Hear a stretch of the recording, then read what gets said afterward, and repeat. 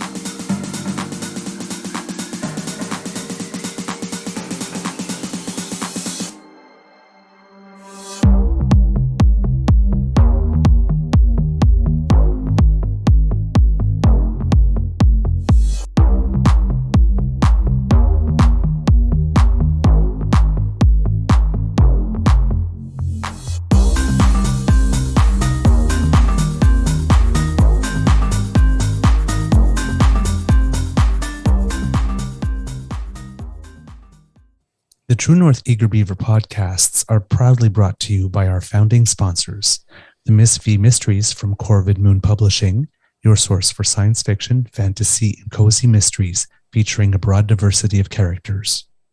CanadianTarot.com, your uniquely Canadian online eclectic tarot community and forum, and The Pepper Master, hot pepper sauces made from fresh farm ingredients to thrill your taste buds and expand your mind.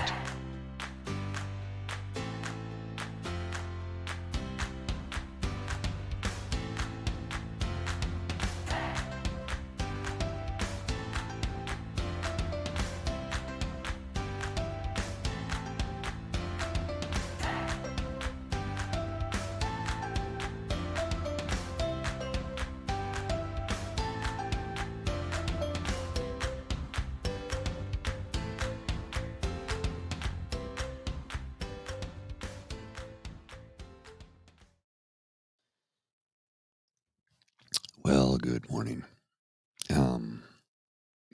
Clearly I'm flying solo today. Mr. Beaver had an appointment that was going to keep him away from the space this morning. A little out of sorts because, well, if you notice in the scrolling Chiron, I've got some lyrics from the late, great Gordon Lightfoot. And let's just share a minute or two with Gord, shall we? Here we go.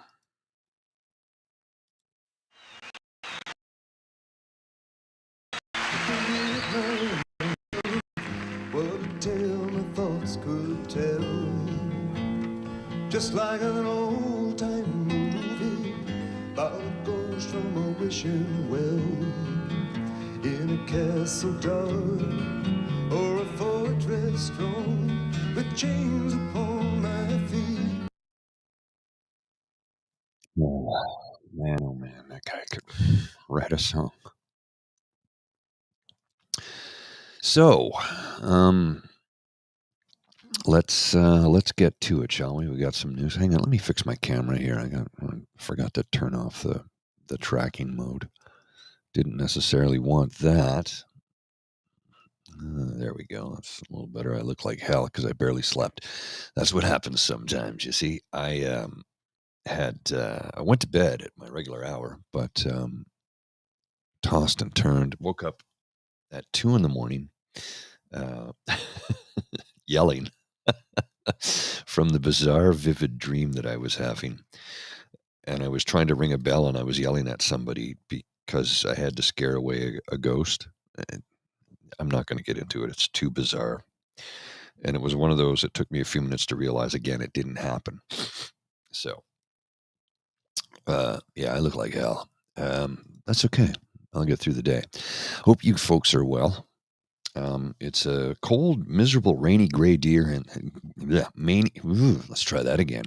Cold, miserable, rainy, gray day here in Canada's capital. And I will pull up the weather cam as soon as I can find it here and show you what it looks like outside here in downtown Ottawa. And for some reason, that camera's gone a little bit sideways. Where's the adjustment for it? I don't even know. Having one of those mornings, it happens. Let's close that thing, and I will open this thing if I can get it to work. There it is. And we'll just adjust that a little bit because the image is a little bit too hot at the moment. And once I can get the image adjusted, there we go. That's better. There we go. Let me show you what that looks like. And here we are. Yeah, kind of yucky out there today. Not exactly inviting weather now, is it? Such is life. So, of course, in the news, as I show, is that Gordon Lightfoot passed away. That is terrible. And I'll leave those lyrics on the bottom of the screen for a little bit because it's a rainy day, and I think that the rather poignant lyrics, because they certainly do hit home. I've got a link in the chat to a special on the CBC on Gordon Lightfoot if you want to check it. It's available on CBC Gem. It's titled "If You Could Read My Mind," and it's about his life, his music, his history, and what it was like to be a songwriter. Let's get to the news, shall we? Sorry, I'm off this morning. A couple of things to before we get to it. I'm going to give you this little quote from Bob Dylan. Hang on a second here. I need a sip of coffee. And the great Bob Dylan once said, "I can't think of any Gordon Lightfoot song I don't like. Every time I hear a song of his, it's like I wish it would last forever." Lightfoot became a mentor for a long time. I think he probably still is to this day. Bob Dylan. Wow. All right, so in good news, let's get to some good news. So 155,000 federal workers have been on strike for almost 2 weeks after the union rejected the government's offer of a 9% wage bump. 120,000 people are back to work. 35,000 Canada Revenue Agency workers remain on strike as negotiation between feds and their union continues. Why does it matter? Well, while a win for federal employees, a recent note by Scotiabank economist Derek Holt points to International Monetary Fund findings that show how accelerated public sector wage settlements tend to influence private sector wages too. They estimated particularly strong effects in countries like Canada, which faces a tight labor market and a high rate of unionization, 30%, triple the rate of the U.S. Bottom line, the lagging effects of these multi-year agreements that have been signed to date may still be ahead. Wrote Holt, with the Bank of Canada expecting inflation to cool by 3% by June, a 12.6% boost in federal workers' spending power might make things stickier. But here's the thing. Didn't we say this at the beginning of this strike, that union wages that are increased tend to spill over? I'm not going to say trickle down because there's no trickling, but they tend to spill over into the private sector. Unions gave us the weekend. They gave us, wage protection, the 40-hour work week. Sorry, I broke my glasses. It's just a heck of a day here. So unions help us all because, believe it or not, and I know, look, that's a complicated statement. I get it. It is a complicated statement, but the thing about unions is they help to raise wages across the board. It may be a little bit slower than some of us would like, myself included, but they do help us all. In other news, I'm going to get to Skippy in a few minutes, but before we do that, I want to show you this little clip that I picked up online. Ryan Reynolds versus Snoop Dogg. 1, 2, 3 into the 4. Snoop Doggy Dogg is knocking at Ottawa's door. The rapper joined a bid led by entrepreneur Nico Sparks to buy the Ottawa Senators. Snoop reportedly has ideas on integrating himself with the brand, like joining the booth to commentate games for regional broadcasts. We would love to see that. And I'm wondering if Ryan Reynolds, it looks like Ryan Reynolds' consortium bid is going to be the winner. And if that's the case, I wonder if he will bring in The Rock, as was rumored. And would he bring in Snoop Dogg to commentate on the games? I mean, it's tough to say. Snoop's a big hockey fan, BTW, in case you didn't know. I think it'd be interesting to have him. He's played Ottawa a number of times. I've seen him play here 3 or 4 times. Yep, Snoop Dogg. That's right. That's right. Snoop Dogg wants to own a hockey team. In other news, and let's get to this. There was a Twitter thread yesterday I read, and then I retweeted it, and then I clipped it and put it together in a Word document, so you wouldn't necessarily have to scroll through it. I will share this document later. I'm just going to put it on the screen for a couple of seconds here. It's a lot to read.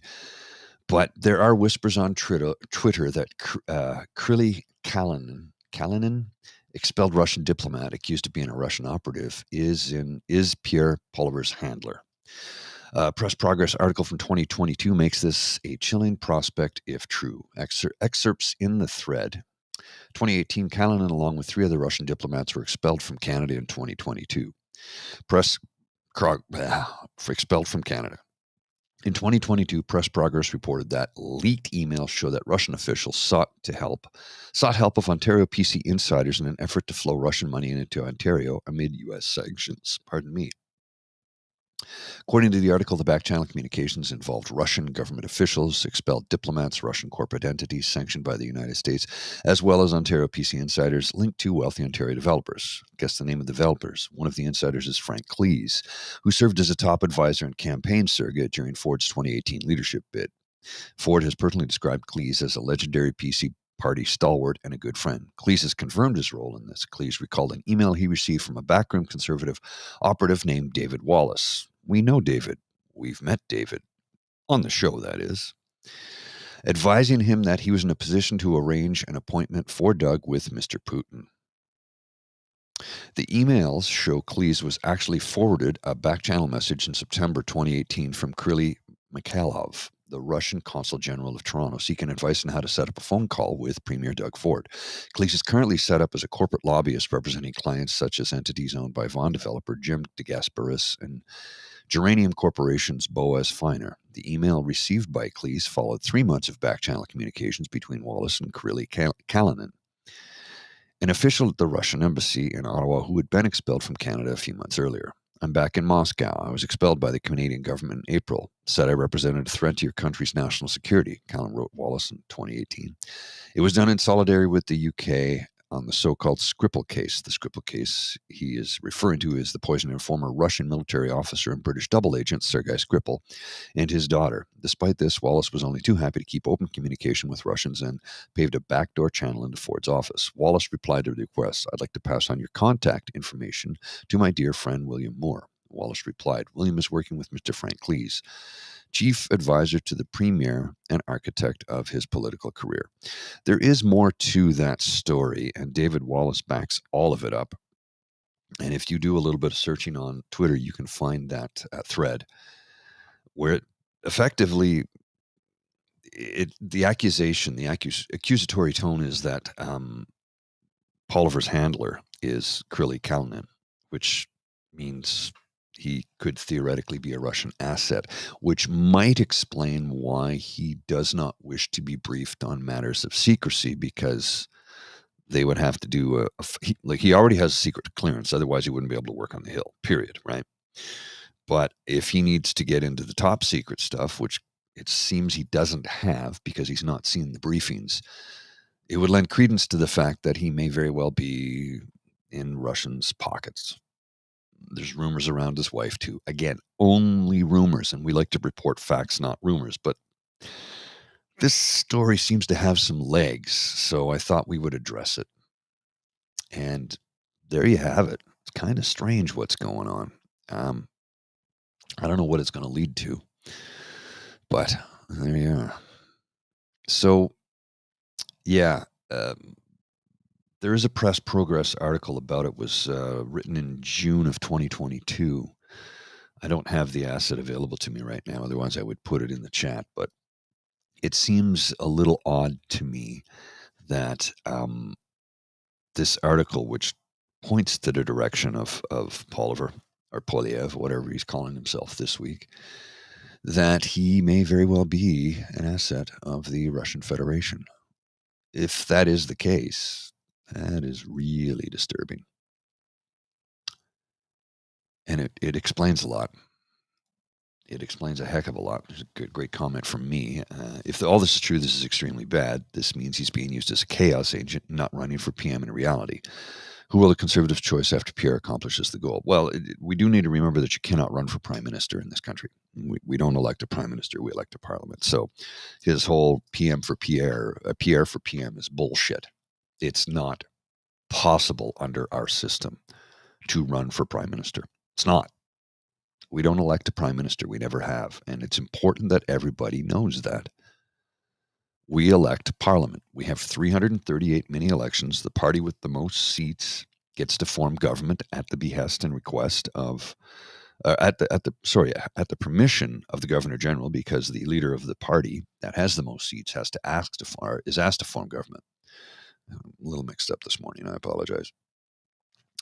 And the prime minister is not necessarily the leader of the party. That's the traditional role, but they can refuse it or defer it to somebody else, or could be pulled from confidence. So there's a lot of things to remember there. But it would appear that he is a chaos agent. And, well, the comment here you've got, Linda, it would explain how he's made so much money as only an MP all his adult life. Maybe. I've still not been able to substantiate the supposed $9 million fortune that he's apparently amassed. I've not been able to prove that he has that kind of money.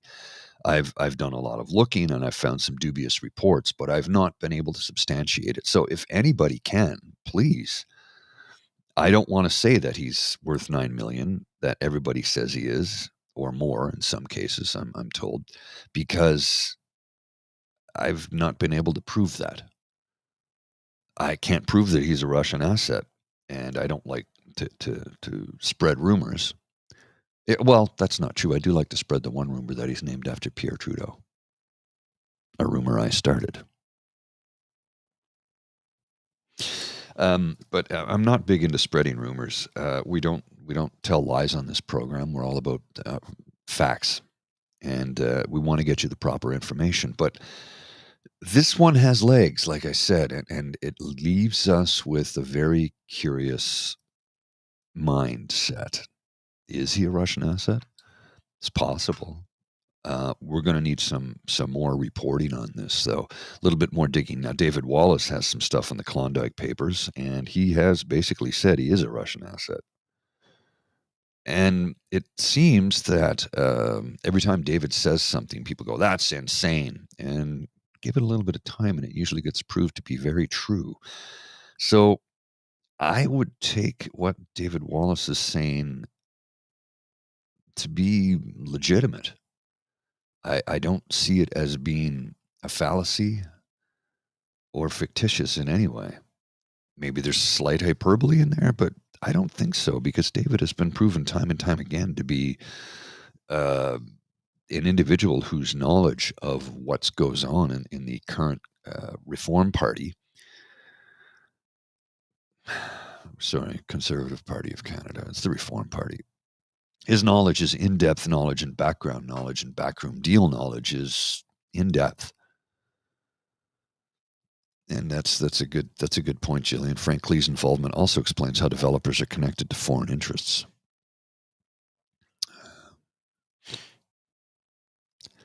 That could very well be the case. Russia gives money in paper bags, so I doubt that part is tracked. My guess would be his fortune's related to real estate, like many conservatives. That could very well be the case. It could very well be the case. And this comment I like. I agree with the tone of it. Doug Ford doesn't speak French, but David Wallace and others suggested the plan is to replace Poilievre with Ford. That could very well be the case. I think because Doug Ford is a useful idiot. I'm not the first person to say this. It's not an accusatory thing. He's an idiot. It's clear. And he's a useful idiot by people who are able to pull his strings. Because if you look at what he's doing to this province, his rapid privatization of healthcare, private for-profit healthcare, along with wanting to destroy Ontario Place, the Ontario Science Centre, pave over the green belt so developers can build much-needed houses. They're going to be McMansions. They won't be houses that anybody can afford, not to mention the fact that they're built way out in the middle of nowhere, where anybody who could afford a house of that nature would probably need to take public transit to get to and from their place of work, because affording a car while living in $1 million home, you see where I'm going with this. Anyway, I'm going to duck out in just a minute or two here. Because we're debuting a show at 7:32 a.m. this morning. It was a show we broadcast live on Sunday afternoon with Nate Parker from the Breakdown, Alberta, and it's the rebroadcast. For those of you who didn't see it, it's gonna debut at 7:32 a.m. So I can take this right up to 7:30 and duck out, and then you can stay tuned on the channel to watch that next program, because it will be coming up right after this, like I said. But take a moment today, if you were a fan of Gordon Lightfoot or not. I mean, you got to love his poetry. And I'm gonna put something on the screen here of a photo I took a few years ago. That I took it actually. This was in 2018, May 1st, 2018. So I took this. What's that? 5 years ago. 5 years ago yesterday, I took this photograph, and I mean, you could probably have a Gordon Lightfoot song playing in your head just by looking at this.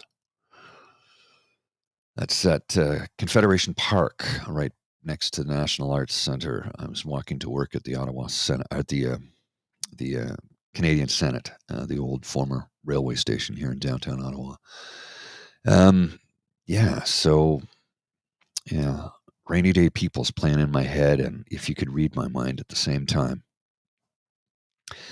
So that's going to be it for today, folks. I'm going to duck out, so the next program will air in just a couple of minutes. Mr. Beaver will be back tomorrow, and we'll have a full show for you.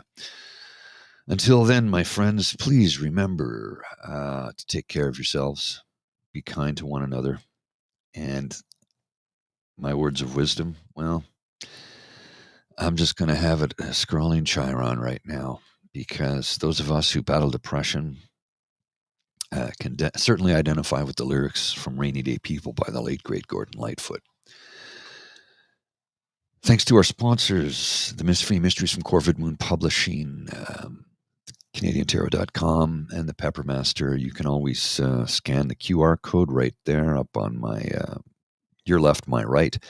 That will take you to our coffee page, where you can donate if you wish. If you like what we're doing, you can send us a couple of bucks to keep doing this, and I intend to continue to improve upon the technology on this show so we can bring you a better product. Until we meet again, my friends, you take care. I will talk to you tomorrow. Bye.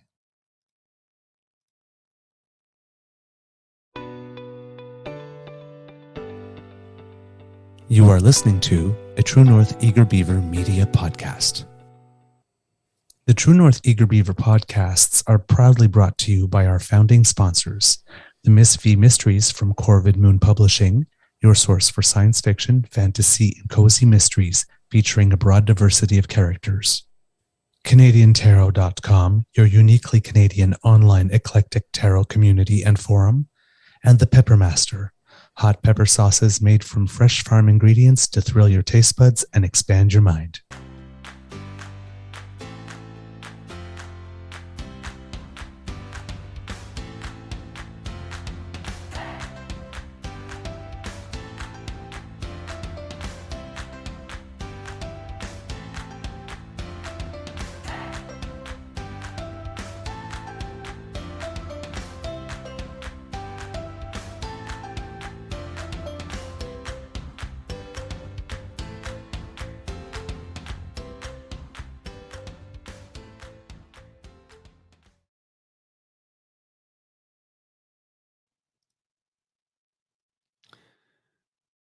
Well, because the comment is in the thread, I think it's appropriate that we share this. This is the the Penisberg. Let's just back that up. Shot off of Dildo, Newfoundland. The moment an iceberg cracks up onlookers in Newfoundland. All right. See you tomorrow, kids. Bye.